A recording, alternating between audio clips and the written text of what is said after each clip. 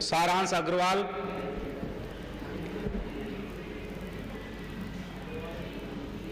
क्या नाम? सारांश अग्रवाल, 40 नंबर सारांश अग्रवाल। सर्वप्रथम श्री मां सरस्वती जी के चरणों में नमन करते हुए मंच पर उपस्थित अतिथि व निर्णायक मंडल और यहाँ पर उपस्थित मेरे भाई बहनों को राम राम। जैसा कि आज मेरा विषय है एक देश एक चुनाव, मैं इस पर अपने विचार रखता हूँ।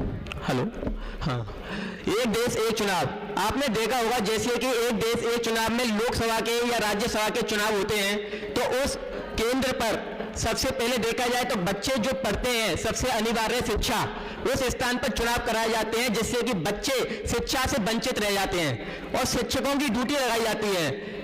और जो सुरक्षा बल है, जो हमारी सुरक्षा के लिए लगाए जाते हैं, उनको भी चुनावों में लगा दिया जाता है। और देखा जाए तो किसी व्यक्ति की कोई पर्सनल डिलीवरी आ रही है या कोई पर्सनल डिलीवर आ रहा है, उसको रोक दिया जाता है। आपने देखा होगा चुनावों में हाथों में स्याही लगाई जाती है, जिससे स्याही कितनी खर्च होगी आप खुद अंदाजा लगा सकते हैं कि जो व्यक्ति दो बार वोट डालेगा, 2 बार चुनाव होगा तो डबल स्याही खर्च होगी, और वही एक चुनाव होगा तो 2 मत होंगे तो उसमें एक ही बार चुनाव स्याही लगाई जाएगी।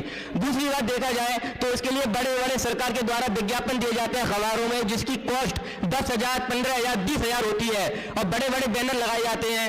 और धारा 144 आचार संहिता लागू कर दी जाती है, जिससे कि गवर्नमेंट जितने भी प्रोजेक्ट होते हैं, अपने जितने टेंडर होते हैं, उन सबको ब्लॉक कर दिया जाता है, उनसे सारी शक्तियां छीन ली जाती हैं, जिससे कि क्या है, हमको हानि है। एक बार चुनाव होगा तो हमको किसी गवर्नमेंट टीचर है तो उसको एक ही छुट्टी लेनी होगी, और वो 2 बार चुनाव जो देने जाएगा तो उसको अपनी गवर्नमेंट से 2 बार छुट्टी लेनी होगी, तो इसके लिए उसको अपने वेतन से भी राशि कटेगी, उसको नुकसान होगा। और एक बार एक देश में चुनाव से यह भी फायदा होगा कि हम एक साथ सभी चुनाव देंगे तो हम एक बढ़िया पार्टी को सिलेक्ट कर सकते हैं। आपने देखा होगा, जैसे कि मैं लॉ कॉलेज से हूं, मैं सारांश अग्रवाल, तो आप कुछ लॉ के बारे में बात कर लेते हैं। आपने देखा होगा कि राज्यसभा में अब जो दोनों चुनाव एक साथ कराएंगे तो इसके तहत हमें अनुच्छेद 83 और 85 में भी संशोधन करना पड़ेगा, जिसमें कार्यकाल के तहत प्रावधान बताए गए हैं। और आपने विधानसभा के तहत 172 और 174 अनुच्छेद को भी हमें चेंज करना होगा, इसमें कार्यकाल को बताया गया है। सबसे पहले ये दोनों अनुच्छेद चेंज होंगे, उसी के बाद ये एक चुनाव एक देश लागू हो पाएगा। इसके लिए नरेंद्र मोदी जी ने तो अपनी सहमति दे दी है, और मैं आपको बता दूं 1951 से लेकर 1967 तक पूरे भारत देश में एक साथ चुनाव हुआ करते थे, लेकिन 1968 में विधानसभा भंग हो जाने के कारण अलग अलग चुनाव हुए। देखा जाए तो 1952 में जो चुनाव एक साथ हुए थे, उसका हम खर्चा देखें तो उसका जो खर्चा था वो 10 करोड़ के लगभग खर्चा आया था, मात्र 10 करोड़।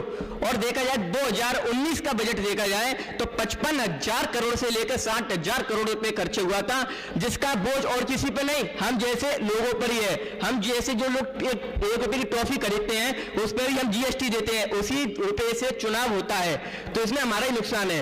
आप एक चीज देखिए, एक देश में एक देश कर जीएसटी, एक देश में एक देश कर जीएसटी सरकार के द्वारा लागू की जा सकती है, तो एक चुनाव एक देश में क्यों नहीं किया जा सकता? तो आपको मैं बताऊं कि दक्षिण अफ्रीका में भी पहले एक देश एक चुनाव लागू किया गया था, तो उसका आप ब्यौरा उठा के देख लें, और हमारे भारत का 2019 का ब्यौरा उठा के देख लें, आपको जमीन और आसमान का फर्क आपके सामने आ जाएगा। ये किसी एक पार्टी का मुद्दा नहीं है, बीजेपी कांग्रेस का, ये हम सभी हित का मत है कि इसलिए एक देश एक चुनाव होगा, तो जिससे हमें काफी फायदा देखने को मिलेगा। एक देश एक चुनाव से स्याही से लेकर के पुलिस बल, स्कूलों में पढ़ने के लिए बच्चे स्वतंत्र रहेंगे, पढ़ने को मिलेगा। एक चीज और देखा होगा आपने, एक देश एक चुनाव में जो हम वोट डालने जाते हैं, जो मशीनें होती हैं बटन दबाने वाली, वो चलती है बिजली से, वो चलती है बिजली से, तो बैटरी पैकअप होके। अब यही चुनाव 2 हमारे एक साथ होंगे तो निश्चित ही एक ही बार बिजली खर्च होगी, और 2 बार चुनाव होंगे तो डबल बिजली खर्च होगी, जिससे क्या है, बिजली खर्च होगी तो जिसका नुकसान क्या है, हम पे आएगा, राजकोष को नुकसान होगा। आज देखा जाए तो राजकोष में कितना लोन लिया जा चुका है अब तक चुनावों में, उसका हिसाब देखें तो हमारी राज्य सरकार घाटी में चल रही है। इसी के साथ मेरा समय पूर्ण होने के साथ मैं अपनी बाड़ी को प्रणाम देता हूं। मेरे से जो भी गलती हुई हो मुझे इसलिए क्षमा करें। धन्यवाद।